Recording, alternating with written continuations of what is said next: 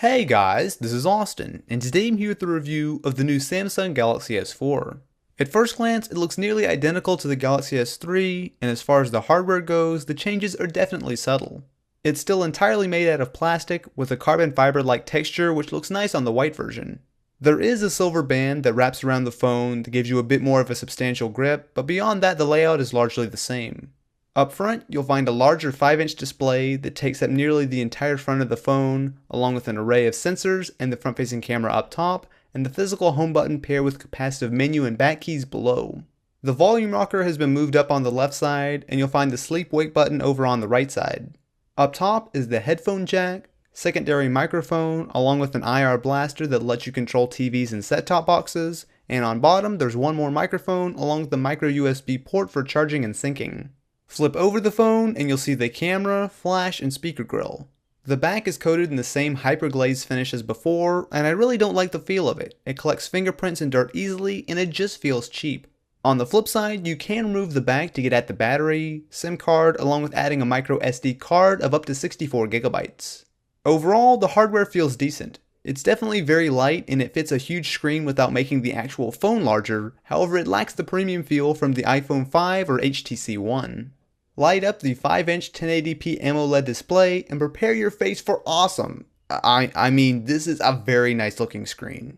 Colors are extremely saturated, in fact they're a bit exaggerated, however overall there's very little to complain about. Viewing angles are great and the resolution means it's practically impossible to see individual pixels.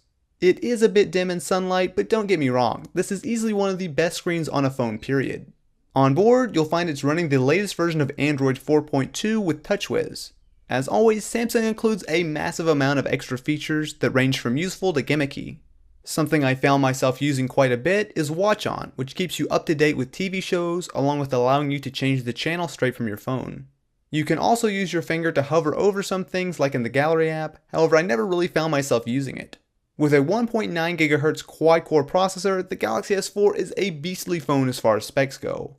Take a look at the benchmarks and it destroys basically any phone out there.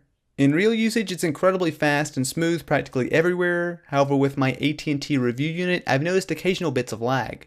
They're not common and probably easily fixable with the firmware update, so it doesn't worry me, but it is something worth mentioning. The 13 megapixel camera is fantastic.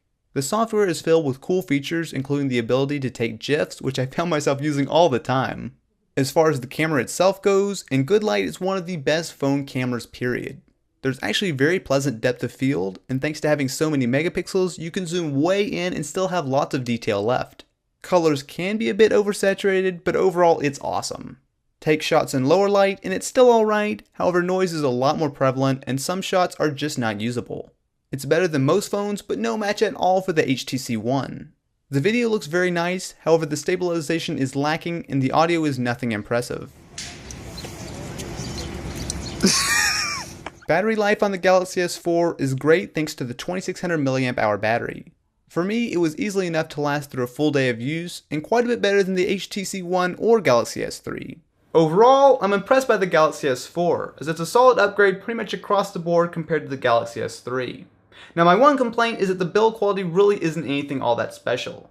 Now don't get me wrong, it's still totally fine compared to most phones, but if you take a look at something like an iPhone 5 or an HTC One, they feel special, they feel really premium, whereas the Galaxy S4 pretty much just feels like a normal plastic phone. However, of course, on the flip side, you do have access to the micro SD card slot to expand your memory, as well as being able to swap the battery, so it is a trade-off.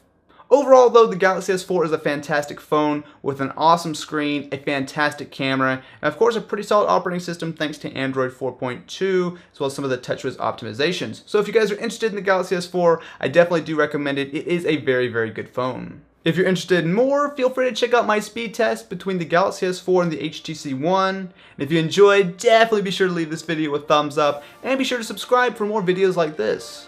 Anyway guys, I will catch you next time.